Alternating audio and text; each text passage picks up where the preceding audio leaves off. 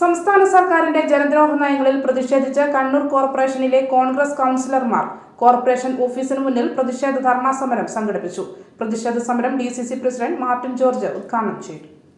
Corporation പദ്ധതി വിഹിതം വെട്ടിക്കുറച്ച അധികാര വികേന്ദ്രീകരണം അട്ടിമറിക്കുന്ന കോർപ്പറേഷന്റെ സാമ്പത്തിക അടിത്തറ തകർക്കുന്ന സർക്കാരിന്റെ തെറ്റായ നയത്തിൽ പ്രതിഷേധിച്ചാണ് കോൺഗ്രസ് കൗൺസിലർമാർ കോർപ്പറേഷൻ ഓഫീസിന് മുന്നിൽ ധർണാ സമരം നടത്തിയത്. മുൻ മേയർ അഡ്വക്കേറ്റ് ടി. മോഹനൻ അധ്യക്ഷത വഹിച്ചു. കൂക്കിരി രാജേഷ് സ്വാഗതം പറഞ്ഞു. Deputy mayor advocate P. Indira, Manoj Kuveri, Kayakkul Ragesh, Kallikodan Ragesh തുടങ്ങിയവർ സംസാരിച്ചു. 1561 കോടി രൂപയുടെ ഫണ്ട് എപ്പോൾ നിങ്ങൾ കൊടുക്കും?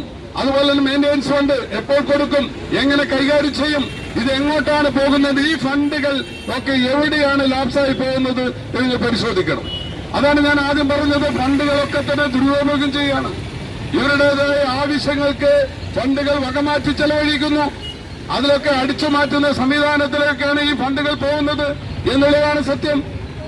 ഒരു സംവിധാനവും നേരായ വഴിക്ക് കൊണ്ടുപോകാൻ വേണ്ടി ഈ ഗവൺമെന്റിന് സാധിക്കുന്നില്ല. ലൈഫ് മിഷൻ ഭവന പദ്ധതി എടുത്തു നോക്കൂ, ലൈഫ് ഭവന പദ്ധതി എടുത്തു നോക്കൂ. അതിനകത്ത് കള്ളത്തരം കാണിക്കുന്ന കാര്യത്തിൽ ഈ ഗവൺമെന്റിന് ഒരു മടിയിൽ വോട്ടർകളെ സെലക്ട് ചെയ്യുമ്പോൾ അതിനകത്ത് കൃത്യമായി കാണിക്കും. ഈ ഫണ്ടിൽ ആരാണ് ഇതിന്റെ യഥാർത്ഥ ഗവൺമെന്റ് കെട്ടുകാക്ഷിക്കും.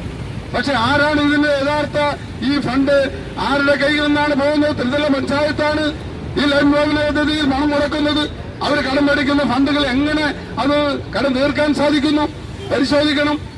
ഇതൊക്കെ മുന്നോട്ട് പോകണമെങ്കിൽ ഈ ഗവൺമെന്റ് സംവിധാനത്തിൽ കൊടുക്കുന്ന പണങ്ങൾ കൃത്യസമയത്ത് കൃത്യമായി കൊടുക്കുവാൻ വേണ്ടി സാധിക്കേണ്ടതായിട്ടുണ്ട്.